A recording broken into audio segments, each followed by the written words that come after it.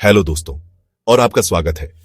आज हम एक ऐसे टॉपिक पर बात करने वाले हैं जो हम में से हर एक को अफेक्ट करता है, पैसा। और ज्यादा खास करके हम इस बारे में बात करेंगे कि इसे बेहतर तरीके से कैसे मैनेज करें। क्या आपके साथ कभी ऐसा हुआ है कि आपको अपनी सैलरी मिली और 1 या 2 हफ्ते बाद ही आप ये सोचने लगे कि वो कहां गायब हो गई? आपको याद है कि पैसे मिले थे, आपको वो खुशी भी याद है, लेकिन फिर अचानक आपका बैंक अकाउंट सरप्राइजिंगली खाली दिखता है। ये एक आम फीलिंग है, एक पहेली जिसका हम में से कई लोग हर महीने सामना करते हैं। हम कड़ी मेहनत करते हैं, हम पैसे कमाते हैं, लेकिन किसी तरह वो रेत की तरह हमारी उंगलियों से फिसल जाते हैं। इसका मेन रीजन सिंपल है, हम अक्सर इस बात का क्लियर ट्रैक नहीं रखते कि हमारा पैसा असल में जा कहां रहा है। कल्पना कीजिए कि आप बिना स्टीयरिंग व्हील या बिना किसी डेस्टिनेशन के कार चलाने की कोशिश कर रहे हैं। कोई भी प्लान बनाने से पहले हमें सबसे पहले बेसिक बातें समझना जरूरी है, क्या आ रहा है और क्या जा रहा है। इनकम से शुरू करते हैं। सिंपल शब्दों में, आपकी इनकम वह सारा पैसा है जो आपको मिलता है।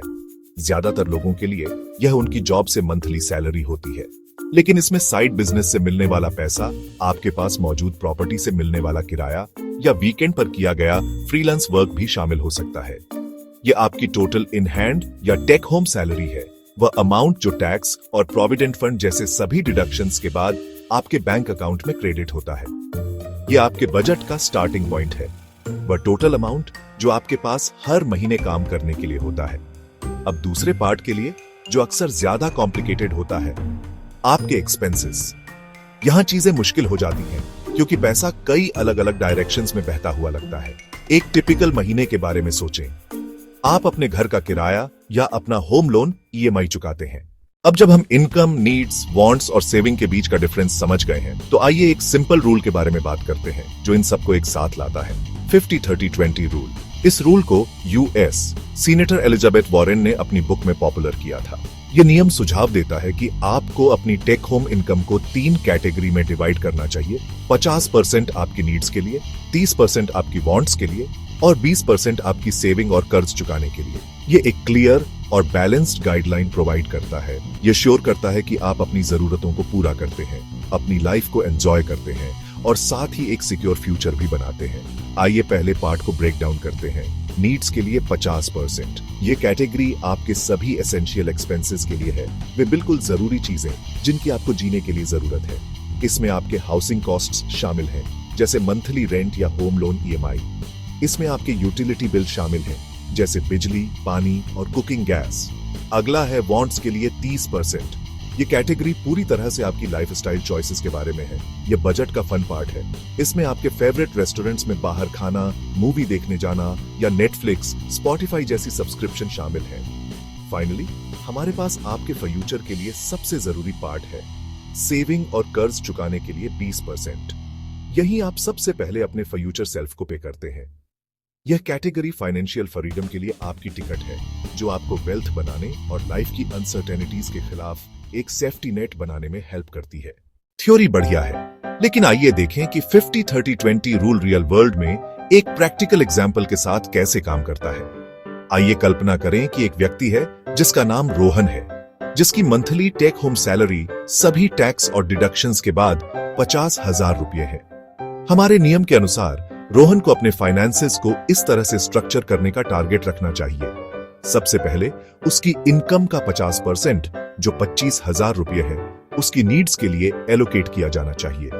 दूसरा, उसकी इनकम का 30%, जो 15,000 रुपये है, उसकी वांट्स पर खर्च किया जा सकता है। और फाइनली, बचा हुआ 20%, जो 10,000 रुपये है, सेविंग और उसके किसी भी कर्ज को चुकाने के लिए डेडिकेट किया जाना चाहिए। उसकी नीड्स के लिए, जो 25,000 रुपये से कम होनी चाहिए। उसके एक्सपेंसेस कुछ ऐसे दिख सकते हैं। वह अपने घर के किराए के लिए 12,000 रुपये देता है।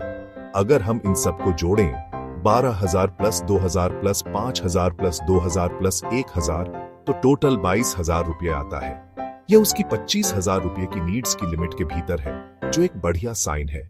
आगे आइए उसकी वांट्स पर नजर डालते हैं, जिसके लिए उसके पास 15,000 रुपये का बजट है। शायद वह दोस्तों के साथ बाहर खाने और ऑनलाइन खाना ऑर्डर करने पर हर महीने 4,000 रुपये खर्च करता है। फाइनली और सबसे इंपॉर्टेंटली, हमारे पास सेविंग और कर्ज चुकाने की कैटेगरी है, जिसमें 10,000 रुपये का एलोकेशन है। वह इस पैसे का समझदारी से यूज करने का डिसीजन लेता है। बजट शुरू करना एक शानदार पहला कदम है, लेकिन कुछ आम गलतियां करना भी आसान है, जो आपकी प्रोग्रेस को पटरी से उतार सकती है। सबसे बड़ी गलतियों में से एक है एक अनरियलिस्टिक बजट बनाना। कुछ लोग अपने शुरुआती उत्साह में एक ऐसा बजट बनाते हैं जो बहुत ज्यादा रेस्ट्रिक्टिव होता है। वे अपनी वांट्स कैटेगरी को लगभग 0 तक कम कर सकते हैं। एक और अक्सर होने वाली गलती है अपने एक्सपेंसेस को एक्यूरेटली ट्रैक न करना। आप पेपर पर एक परफेक्ट बजट बना सकते हैं, लेकिन अगर आप इस बात का रिकॉर्ड नहीं रखते कि आपका पैसा असल में कहां जा रहा है, तो बजट बेकार है। छोटी छोटी खरीदों को भूलना आसान है। चाय का रोजाना कप, कभी कभी स्नैक या एक छोटी ऑनलाइन खरीद। ये छोटे मोटे एक्सपेंसेस जिन्हें अक्सर बजट लीक्स कहा जाता है। इरेगुलर या अनएक्सपेक्टेड एक्सपेंसेस के लिए प्लान करना भूल जाना एक तीसरी आम गलती है। इनमें annual insurance premium, car maintenance, festival spending या बर्थडे और एनिवर्सरी के लिए गिफ्ट खरीदना जैसी चीजें शामिल हो सकती हैं।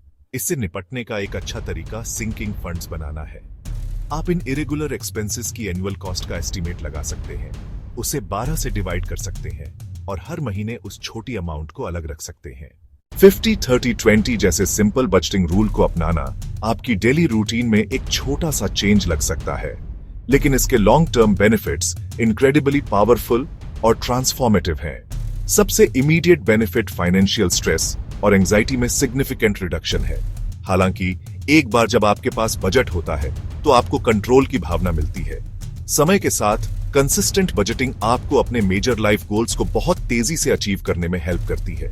चाहे आपका सपना अपना घर खरीदना हो, दुनिया घूमना हो, अपना बिजनेस शुरू करना हो या अपने बच्चों को सबसे अच्छी एजुकेशन प्रोवाइड करना हो, इन गोल्स को पूरा करने के लिए सिग्निफिकेंट फाइनेंशियल रिसोर्सेज की जरूरत होती है। एक और गहरा long term benefit financial discipline और अवेयरनेस का कल्टीवेशन है। बजटिंग आपके फाइनेंशियल मसल्स के लिए एक वर्कआउट की तरह है। शायद सभी में सबसे इंपॉर्टेंट लॉन्ग टर्म बेनिफिट है सच्ची फाइनेंशियल फ्रीडम अचीव करना। फाइनेंशियल फ्रीडम का मतलब जरूरी नहीं कि बहुत अमीर होना हो।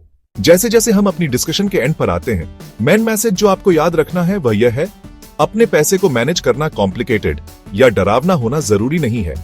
फाइनेंशियल वेलबीइंग की जर्नी रातों रात एक बड़ी छलांग लगाने के बारे में नहीं है। यह हर दिन छोटे, कंसिस्टेंट और डेलिब्रेट स्टेप्स लेने के बारे में है।